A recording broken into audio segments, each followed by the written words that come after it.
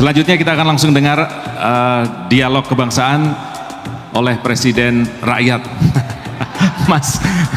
Mas Anies Baswedan. Monggo Mas Anies. Terima kasih. Alhamdulillah wa syukurillah wala hawla wala quwata illa billah. Allahumma sholli wa sallim wa barik ala sayyidina Muhammad wa ala alihi wa ashabi ajmain. Raditu billahi rabba wa bil islami dina wa bil muhammadin nabiyya wa rasula. Rabbi zidni ilman warzuqni fahma. Amin. Amma ba'du. Ustadz Muhammad Jazir yang saya hormati, yang kita semua sayangi, cintai, insyaallah beliau selalu sehat, dipanjangkan umurnya, dimudahkan dalam seluruh kegiatan dakwahnya, dan terus menjadi penjuru kegiatan dakwah khususnya pengembangan masjid di Indonesia. Bung Faiz yang saya hormati dan seluruh jamaah Masjid Jogokarian rahimakumullah. Kalau dibilang Indonesia gelap, rasanya di sini terang benderang. Betul enggak? Ya, rasanya terang di sini. Suasananya pun suasana baik, apalagi tadi mau bersih-bersih masjid. Kelihatannya perlu dikirim masjid kantor-kantor pemerintahan juga gitu. Kelihatannya ya. Selain masjid-masjid kampung, karena sudah berapa masjid Pak Ustadz yang akan ikut program relawan bersih-bersih masjid Jawa Bali ini? Ada 35 komunitas. 35 komunitas. Mudah-mudahan nanti berbondong-bondong masjid-masjid yang dikelola oleh negara bisa ikut bersih-bersih juga. Karena bersih-bersih ini maknanya besar sekali. Negeri kita ini sedang perlu bersih-bersih. Setuju? Kalau mau bersih-bersih ya kita harus mulai dari diri kita sendiri, betul tidak? Nah, dari kita harus, mudah-mudahan ini menjadi gerakan yang meluas, membuat lingkungan kita menjadi lebih bersih. Saya ingin sampaikan rasa syukur, alhamdulillah bisa kembali ke Jogokarian, karena cerita tentang Jogokarian itu sudah melampaui batas-batas geografis. Lokasinya di Jogja, tetapi dampak pengaruhnya sudah melampaui batas-batas kota, provinsi, melampaui semua. Dan ini semua satu, Ustaz Jazir yang konsisten, tapi juga jamaah yang mendukung. Insya Allah ini menjadi satu percontohan dalam arti yang sesungguhnya. Karena di berbagai tempat di luar pun merujuknya ke Masjid Jogokarian ini. Saya bersyukur sekali bisa kembali ke sini, bisa bersilaturahmi lagi dan merasakan suasana Ramadan yang beda sekali. Disinilah rasanya kita merasakan keteduhan Ramadan, apalagi 10 hari terakhir ini. Mudah-mudahan kita semua bisa mendapatkan Lailatul Qadar di tempat ini. Nah, saya dapat tugas bicara dialog kebangsaan. Jadi saya bayangkan dialog, rupanya harus monolog dulu di sini sebelum dialog. Tapi saya ingin sampaikan kepada semua bahwa walaupun kita sedang banyak masalah, walaupun kita sedang punya PR yang besar sekali di negeri ini, ya ekonomi, ya politik, ya hukum, tapi kami yakin bahwa bangsa Indonesia akan selalu bisa menghadapi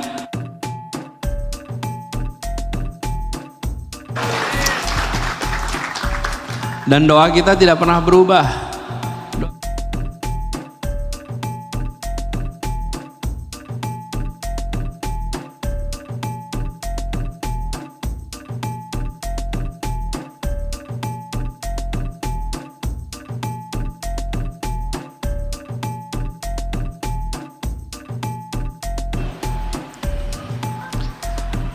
Jadi walaupun ada praktek-praktek menyimpang,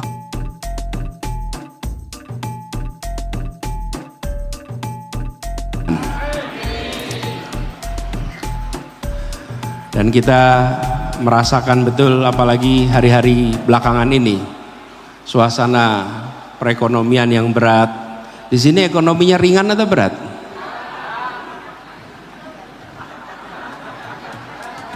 Ibu-ibu, ringan apa berat?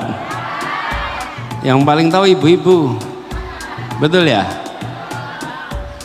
Bapak-bapak tahu harga cabai enggak? Yang tahu ibu-ibu. Apa-apa mahal, Bu? Yang mahal apa?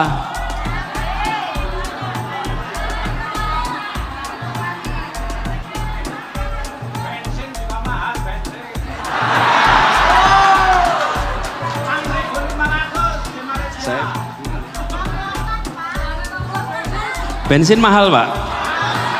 Bensin murni apa oplosan? Hah? Yang mahal yang mana?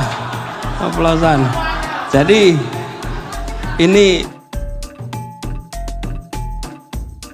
cerita Pak Jazir ini, Ustadz Jazir ini bersahabatnya dengan kakek saya. Jadi sebetulnya saya boleh panggil beliau, masa saya panggil Simbah gitu. Tapi beliau bersama dengan kakek saya. Nah, saya mau cerita saja. Di rumah itu, di Taman Yono, nenek saya itu punya aturan. Yang laki-laki tidak boleh ke dapur. Ya. Yang perempuan tidak ke pasar. Yang belanja anak laki-laki, yang masak anak perempuan. Terus tanya, kenapa begitu? Supaya semua anak laki-laki tahu harga kebutuhan pokok di pasar. Nah, sekarang online, gak perlu ke pasar. Tapi ibu-ibu merasakan betul kebutuhan pokok harganya mahal. Jadi tantangan ekonomi makin hari makin besar. Korupsi,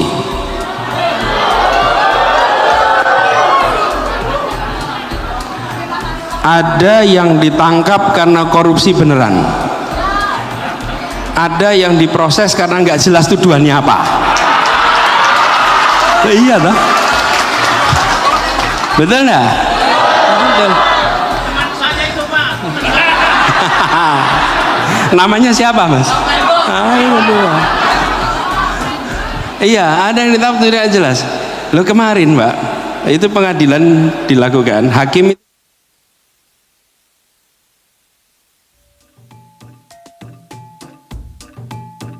P pemeriksaan BPKP lah. Kalau tidak ada hasil pemeriksaan lah, kemarin nangkap pakai dasar apa? Sopo yang ngono pesanan siapa? Memang jasa justip lah. Tapi ya sekalian, kita punya masalah ini dengan korupsi. Kita perlu kembalikan yang menjadi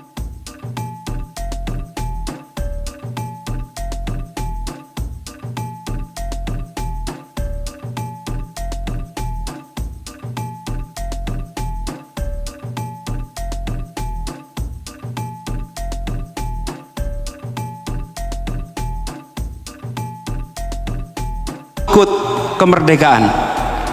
Tadi Ustadz Jazir cerita ada satu kata bahagia. Bung Hatta itu berkali-kali terus ngomong bahagia. Leres ya, Jazir?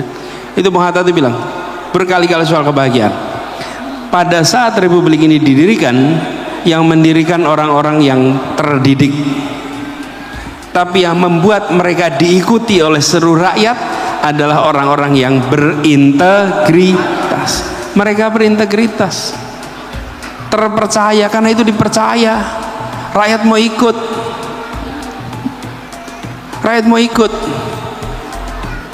Kalau tidak ada integritas, tidak ikut orang ini semua. Mereka melek huruf di saat 95% penduduk tidak bisa baca tulis. 95%. Tapi mereka tidak pernah mengejek bangsanya, nggak pernah mengejek bangsanya, tidak pernah melemahkan bangsanya. Bung Karno itu malah bilang begini, beri saya 10 pemuda dan saya akan guncang. Apal loh?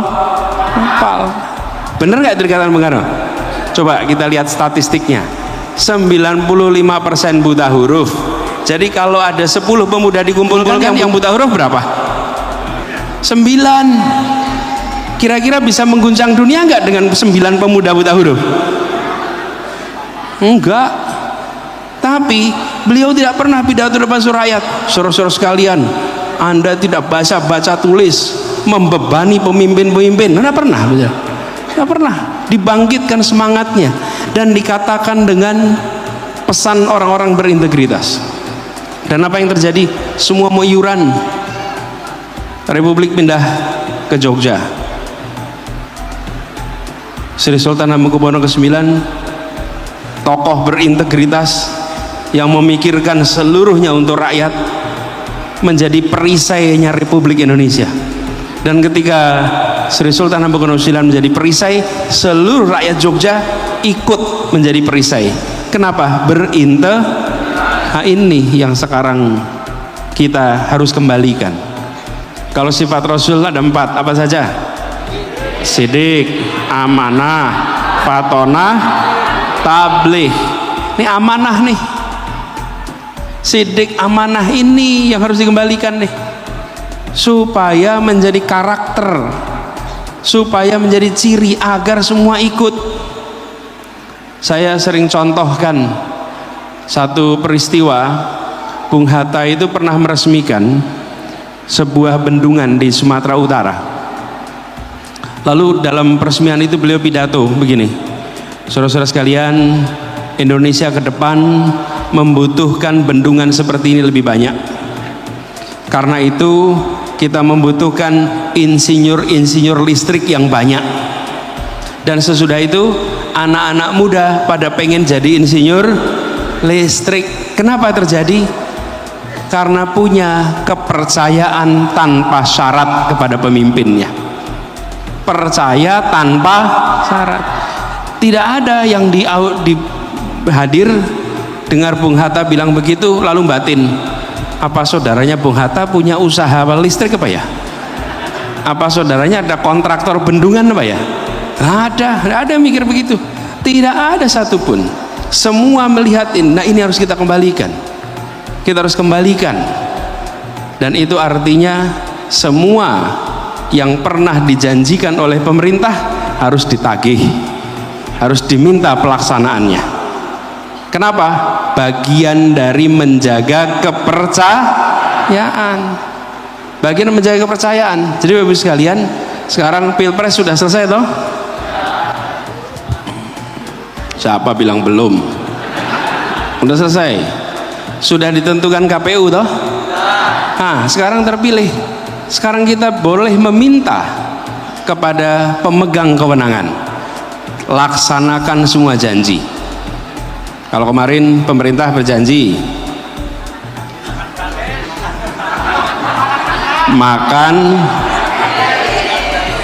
makan bergizi gratis, maka harus laksanakan SD, SMP, SMA.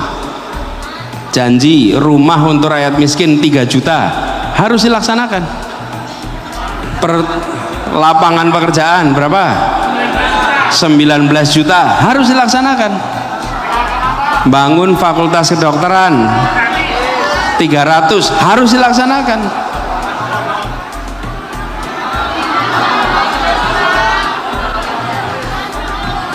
Apa?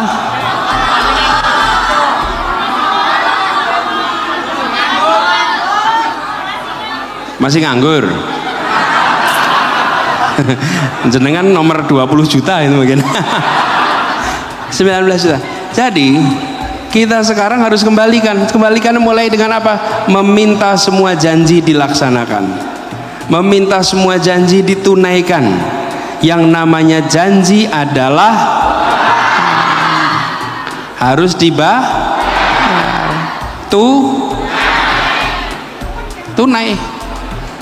Dan ini cara mengembalikan kepercayaan. Karena kalau tidak begitu, maka proses ini kita akan kehilangan kepercayaan pelan-pelan kepada negara. Dan inilah yang sekarang kita sedang alami. Kita sedang mengalami krisis kepercayaan. Ini harus dikembalikan.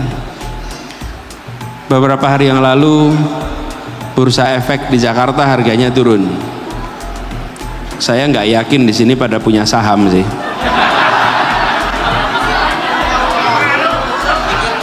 Punya saham?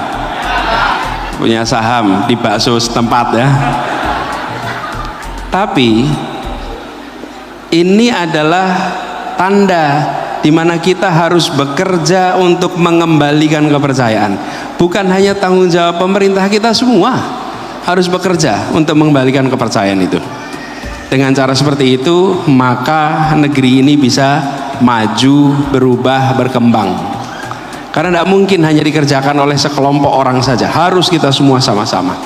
Apalagi kita semua adalah orang-orang yang menghidupkan masjid, memakmurkan masjid, maka ini harus menjadi pusat untuk peningkatan kesejahteraan bagi masyarakat.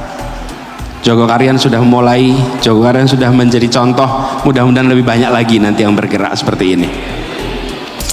Jadi PR kita adalah mengembalikan kepercayaan itu, salah satunya dengan menuntaskan semua janji. Ini bukan PR yang kecil, tapi insya Allah kalau kita dorong, kita awasi, kita tuntut, insya Allah janji-janji itu akan bisa terpenuhi. Dan buat semua di sini, banyak yang masih sekolah nggak di sini? Masih? Yang masih sekolah, yang masih kuliah, saya titip, jadilah bibit-bibit pemimpin untuk ke depan. Aktiflah di lingkungan kita. Saya senang sekali melihat tadi di kepengurusan kepanitiaan Jogokarian banyak anak-anak muda, supaya ini menjadi tempat penumbuhan pemimpin-pemimpin masa depan. Penumbuhannya lewat apa? Lewat aktivitas keorganisasian, lewat aktivitas-aktivitas yang membuat kita belajar untuk memimpin. Jadi bagi yang masih sekolah, masih kuliah, saya titip, jangan jadi mahasiswa yang nganggur, yang luang waktunya. Jadi mahasiswa yang sibuk, yang kekurangan waktu karena banyak aktivitas. Dengan begitu ini tanda-tanda mahasiswa yang insya Allah sirotol mustaqim ini. Ini jalan yang lempang menuju pada kebermanfaatan bagi orang banyak. Dan itu juga untuk teman-teman yang masih SMA, SMP, aktiflah. Saya titip pesan ini kenapa? Karena disitulah kita memulai kepemimpinan, dan disitulah mulai latihan-latihan untuk Indonesia masa depan. Karena kita tidak mungkin bisa mengubah nasib kita kalau kita tidak memulai dari generasi yang ada sekarang ini. Mas Faiz, ini pengantar aja dulu dari saya, karena ini namanya dialog. Mudah-mudahan kita bisa lebih banyak dialog. Tolong kalau nanti memberikan pertanyaan atau komentar, jangan yang menjebak. Sudah banyak orang terjebak di luar sana. Kita saling menjaga keselamatan kita semua ya. Betul. Terima kasih. Assalamualaikum warahmatullahi wabarakatuh. Waalaikumsalam warahmatullahi wabarakatuh. Terima kasih Mas Anies. Kata kuncinya adalah integritas, begitu ya. Dan salah satu ciri orang yang berintegritas adalah menepati janji, gitu. Jadi cukup diukur saja, tidak perlu kata-kata yang flowering, berbunga-bunga. Tapi ketika seorang pemimpin menepati janji, maka disitulah dia patut menyandang seorang pemimpin yang berintegritas. Tidak usah jauh-jauh, contohnya adalah baginda Nabi Muhammad SAW. Tadi disampaikan sidik, amanah, fatonah, tabligh itu adalah ciri dari orang yang berintegritas. Jadi omongannya bisa dipegang atau walk the talk gitu ya. Surat As-Saff ayat 2 dan 3 posisi paling kanan di pertengahan. Coba dicek dulu Pak, nanti saya salah. Kalau nggak kanan ya kiri lah pokoknya ya. Tapi jelas-jelas di tengah, saya ingat itu ya.